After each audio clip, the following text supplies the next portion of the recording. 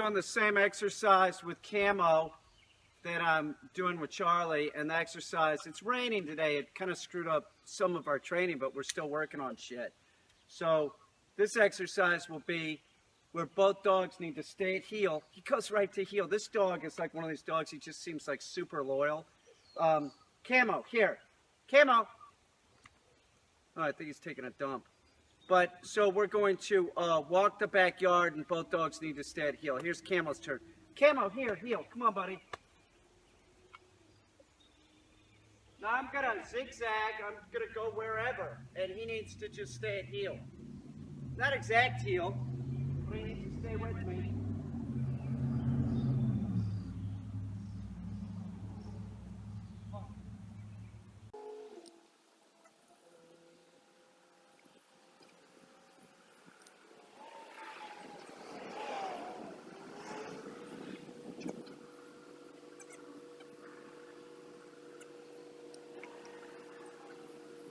Over here.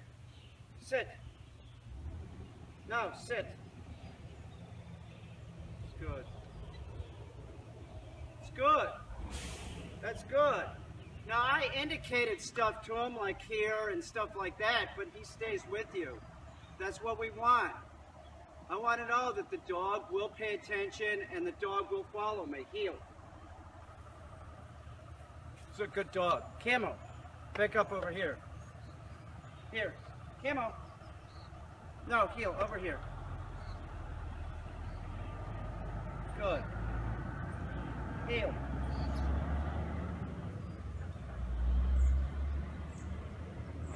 Come on, here. Right there, sit. Sit. Okay, heel. Come on, heel, let's go. Okay, so it's Charlie's turn. Charlie, here, heel. No, heel. Come on, buddy. Come on.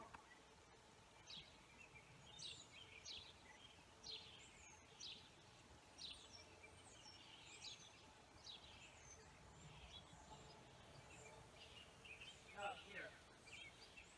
Here, wait. Wait. Wait. Wait. Wait. Good boy.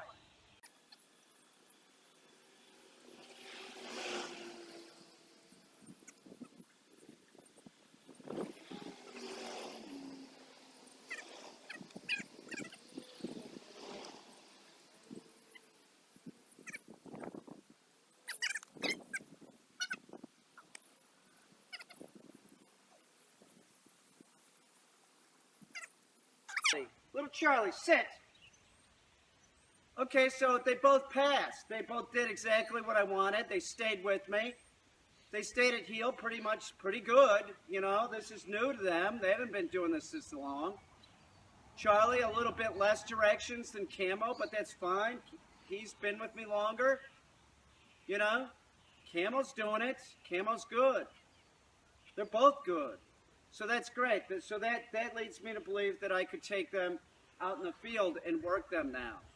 I needed to make sure that they will listen to me off leash. If I was going out in the field, I'd probably have them drag a leash. It would be one more element of control. You don't just take the dog off leash. And I'm not saying that the owner, as soon as the owner gets either dog, that they should go off leash. That's not what I'm saying.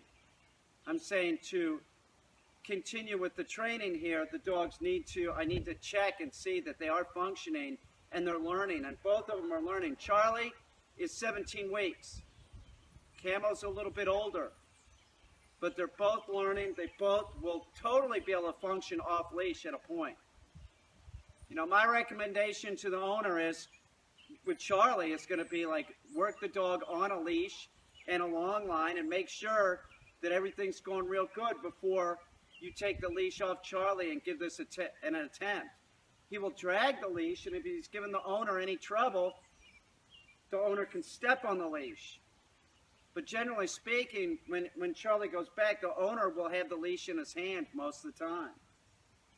He's going to want to do leash corrections. He's want to do leash corrections along with collar corrections. He's awesome. Seriously, this is an awesome little dog. Both these dogs. Camo is so fucking sweet. He is. He's like a lap dog in a way. He's a lot like my dog Tonka, in that he's like almost so aggressive with his affect. He's aggressively affectionate, you know. Same with this guy though. Don't get me wrong. He's just so much. Camo's so much like my GSP. You know, he is exactly like Tonka. You know, they're both like so similar. How did I get both dogs to follow me and understand heel? I did it in one small area. I didn't teach them heel by walking around the yard. I did it in about a 20-foot section. And all I do is walk back and forth with the dog, making sure that the dog is at heel. And at a point, you know, when I start off doing this, I have the leash in my hand and I'm correcting the dog when it goes forward or it's lagging behind or it's way out to the side. And I'm saying, no, heel. You know, sometimes I'm taking the leash and slapping my thigh. Heel, right? Heel. Sorry, Char. You know, you have to do it. You can't think, you're not going to train your dog on the walk to heel.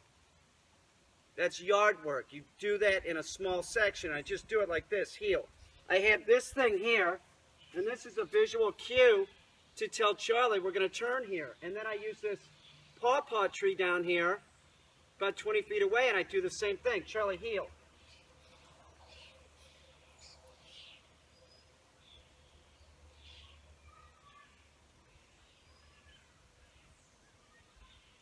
That's a good boy, Charlie. Look at this idiot's tail. He's a goof, man. Heel. Come on, buddy. Heel, Char.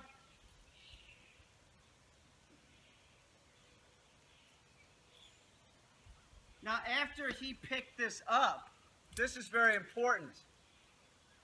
He's not ready to go off leash in the city. No fucking way. This is a 17-week-old puppy. He doesn't have much obedience training. Meaning he might have been with me since the 9th week, but we didn't start obedience training until he was closer to 4 months. So we're talking about a couple of weeks. So I'm not going down to the city and trying to walk him off leash, but he would probably listen to me. But when you're going to do it, to make sure that you know that the dog can go off leash, put the leash over your shoulder like this. And if you can walk the dog for a couple blocks and the dog doesn't yank the shoulder off your leash, then you can probably go off leash with the dog. Heel. Same thing. I'm just not holding the leash. But I still indicate stuff to the dog. Heel.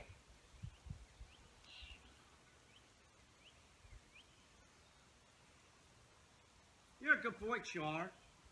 He's a good boy. Look at him heel like a big boy.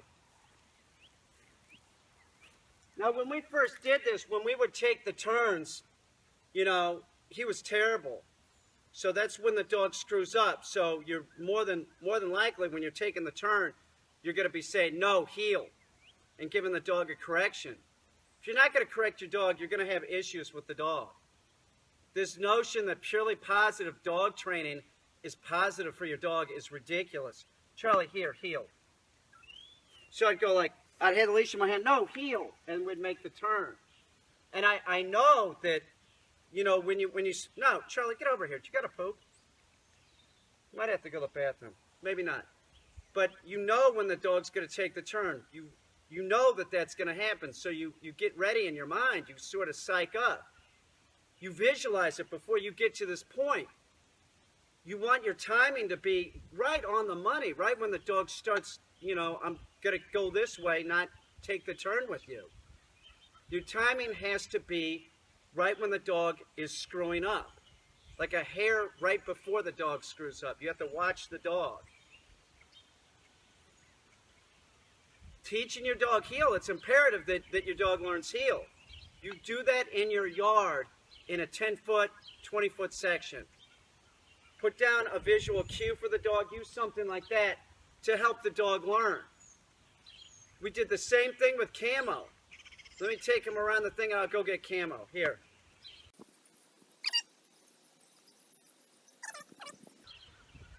Charlie, whoa!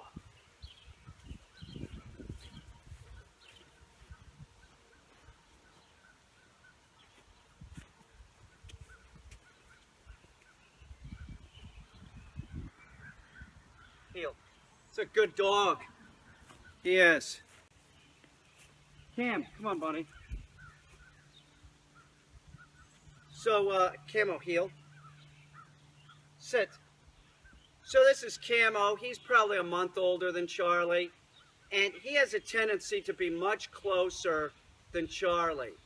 Like he has a tendency to almost like, he's one of these dogs that if you're not careful, he might have a tendency to cut in front of you and trip you. But he does heel pretty good. He does heel more naturally than Charlie does.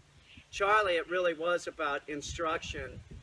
Charlie, the English Cocker puppy, was very much like Tonka in that you have him on a leash when he was super young and he'd just go to the end of the leash, you know. Had to put a big fat collar on him so he didn't hurt himself, you know, because he's always going to the end of the leash. You pull him back, he's going out forward. Charlie was one of these dogs like Tonka that thought that every time he was outside he should be running. And you had to explain to the dog, no, you have to, you know, function at different speeds, and you have to function at different speeds around a human. I'm 54 now, and my legs, you know, I got some arthritis, so they need to walk slower, and it makes it more difficult for them, which is good. Because if it's easier for the dog to walk fast, meaning you can't, this notion that dogs run all day and all this, like after prey, they don't do that. They walk at a real fast pace. So they can walk like a mile an hour faster than the average human, or 2 miles an hour faster than the average human. They're not running. They're just walking real fast. So generally speaking, it's harder for the dog to walk slow. So you want to do that. You want to make sure that the dog will walk at, if you're running, the dog needs to stay at heel. And don't run in the summertime with your dog. Dogs can't keep up with humans. This is very important. A human can run a marathon, this is a fact, in a little bit over 2 hours. I'm not saying I can, I'm saying humans can. There's not a dog in the world that can run 26 miles in 2 hours. There isn't. In 80-degree heat, in 80-degree heat, even 65-degree heat, running full tilt for 2 hours, your dog's dead. It will overheat. It's a fact. That's just how it is. Look at people jogging with their dogs. Look at them and watch where the dog is. The dog is always lagging behind them. It is. They're like dragging the dog along. And the human thinks, oh, I'm doing something good for the dog. You're fucking being mean to the dog. You just don't get it. So if you're going to run with the dog, make it way less than a mile. Okay? You should take it, let it run 2 or 3 blocks, and then you're done. That should be it. And remember, don't have the weekend athlete. You need to build your dog up to doing longer runs. If you're going to go 5 or 6 blocks or something, you need to build your dog up to that. And for God's sakes, don't do that in the summer. They're miserable. They don't sweat. They don't sweat. They pant. Okay? Having 2 legs is more efficient for running than having 4.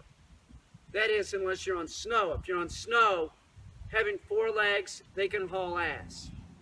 The dog can haul ass if it's 28 degrees and there's snow on the ground. It's a fact. So it's the same thing. We do the same thing with Camo here. I love this fucking dog. This dog is so fucking sweet. Seriously. He's just a sweet, good-natured guy. I can't believe anybody got rid of him. It's a score for his owner, seriously. Heel. So we do the same thing. I put the leash on my shoulders, right? And we walk the 20 feet. No, heel.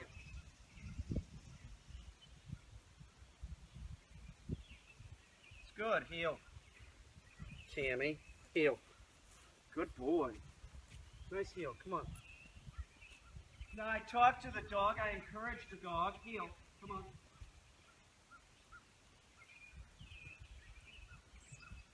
And I will indicate something with the e-collar if I have to. I'll probably use vibrate. No, heel.